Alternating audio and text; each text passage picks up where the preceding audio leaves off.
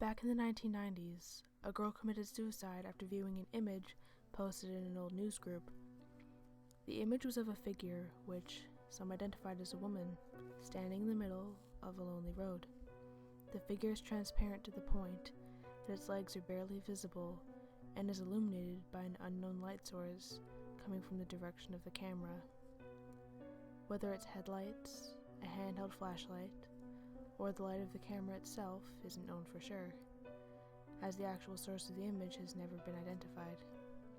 No facial features can be made out, but the figure is most easily identified by its long, bony appendages, which partly resemble a spider's legs. Those who've seen the image or know of its existence have come to know the figure as the Wanderer. The first known Wanderer account occurred in 1996. Jane, a college girl who was visiting her family during the holiday season, had an interest in the paranormal. She saw the Wanderer image on a news group along with the message reading, "Do you see me? I can see you." Dozens of others users saw the same image.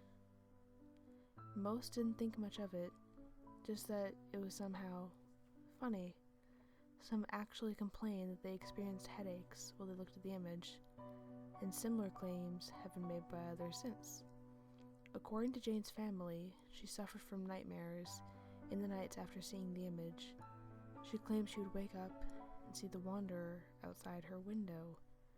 Sometimes it would scrape the glass with its spider-like limbs, but usually it would just stand there and stare at her. She would find herself unable to move while in its presence, as if many unseen hands were holding her down.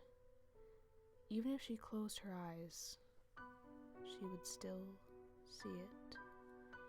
Her family was sure she had just been frightened by an image online and was having nightmares as a result, until Jane complained of seeing the Wanderer in her life as well. She was convinced it was following her. She would see it even while she was in a room full of people or out in public, even though no one else saw anything. Jane's family feared for her sanity, but only assured her that the Wanderer wasn't real. Jane, however, only got worse. She began going to extreme lengths just to stay awake at night. It started out with caffeine and staying active, but quickly graduated to cutting herself and screaming all through the night. Before long, she wasn't sleeping at all. She was convinced that if she slept again, the Wanderer would take her. Her family knew they couldn't just wait and hope for the best. Jane needed help. But when Jane's mother knocked on her daughter's bedroom door, she received no answer. She carefully opened the door, not wanting to disturb or startle Jane, but she still heard nothing. Jane wasn't in her bed. She wasn't sitting at her computer. She didn't appear to be in her room at all, until her mom checked the closet.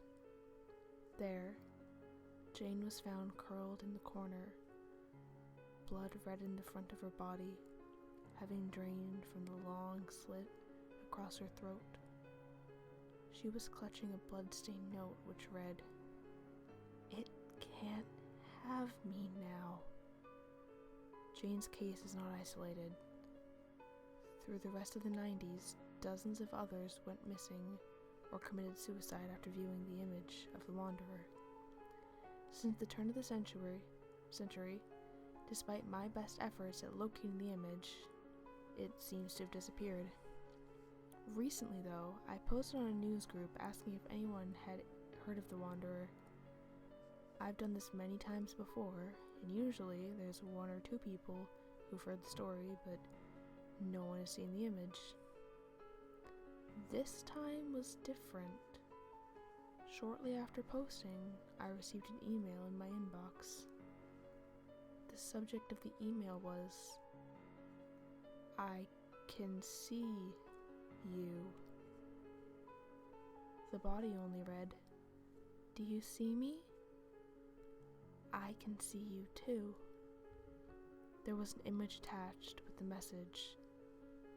I can't verify whether it's the real Wanderer image or not, but I must warn you that if you choose to view the image, you do so at your own risk.